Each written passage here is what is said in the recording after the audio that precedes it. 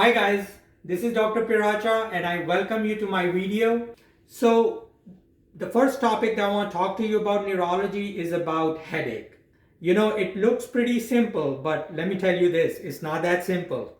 You know why? It's not that simple because headache is not just one disorder. There are many types of headaches. So the two most common types of headaches include number one, it's a primary headache. Number two is the secondary headache. All right. Now, the primary headache is further divided into four different types: migraine headaches, tension headaches, cluster headaches, and trigeminal autonomic cephalalgias.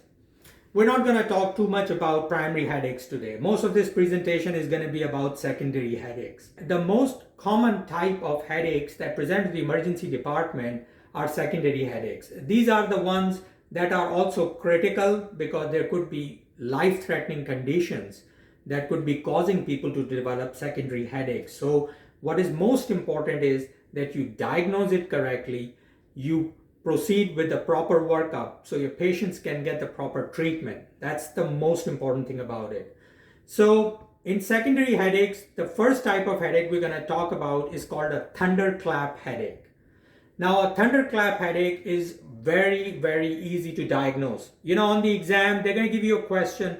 They're going to tell you that a patient presented to the emergency department with abrupt, sudden onset of the worst headache of their life. And it reaches its peak within 1 minute.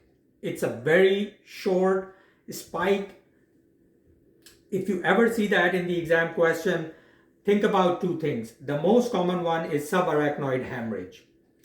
So subarachnoid hemorrhage, how do you work it up? Go ahead and do a CT scan of the head without contrast. That's the most sensitive test that you can diagnose a subarachnoid hemorrhage in. If the CT of the head is negative, you have to do a lumbar puncture.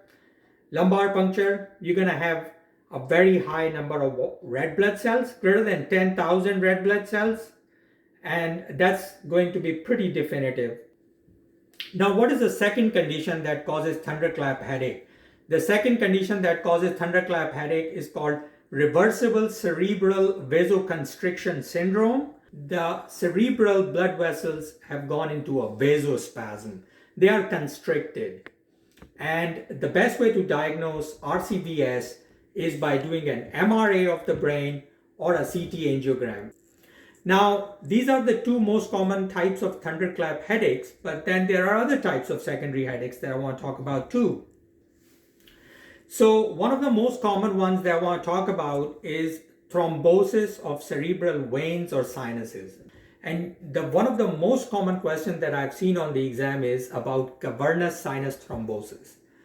Now, cavernous sinus actually has three cranial nerves: the third cranial nerve, fourth cranial nerve, and the sixth cranial nerve.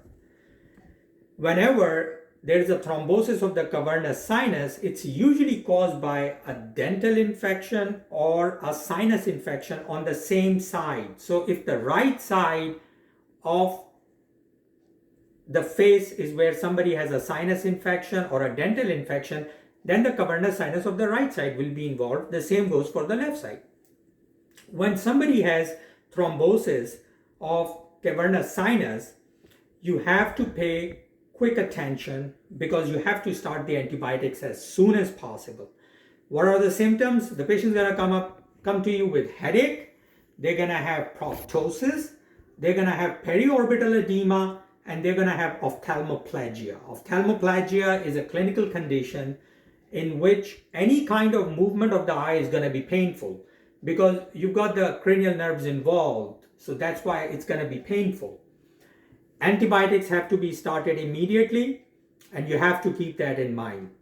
Now, some of the symptoms that are in cavernous sinus thrombosis are going to be present in other neurologic conditions too, because these symptoms are going to be the same whenever there is a clinical condition in the brain that increases the intracranial pressure. You're going to have these three symptoms. You got to remember these three.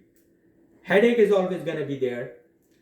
Patients can have mental status changes. And the third thing is seizure. And remember, the one sign that always they will give you in the exam papilledema. You have to look at their eyes and you have to diagnose papilledema, how the optic disc looks. If the optic disc margins are blurred, they have papilledema. Now I want to talk about just a couple of other conditions. You have a transverse sinus, you have a sagittal sinus. You can have thrombosis of those too. But the differentiating factor from cavernous sinus thrombosis and sagittal or transverse sinus thrombosis is that the latter are actually caused by hypercoagulable condition. It's going to be caused by mutations in your prothrombin gene or factor V Leiden or methylene tetrahydrofolate reductase gene mutations, or it's going to be in women who are taking oral contraceptive pills. And in those cases, antibiotics are not that important, but the most important thing is that you immediately start anticoagulation therapy. And lastly, I want to talk about the two other conditions in which you can have severe headache. It is a secondary condition. You have to keep it in mind. Number one is the carotid artery dissection, and number two is vertebral artery dissection. You got to pay real close attention to that. Carotid artery dissection is usually gonna give you pain around the eyes, and the vertebral artery dissection is gonna give you symptoms that mostly involve the posterior circulation, such as you're gonna have ataxia, you're gonna have some dysarthria, or you can have some visual changes because the occipital cortex is located where in the posterior circulation.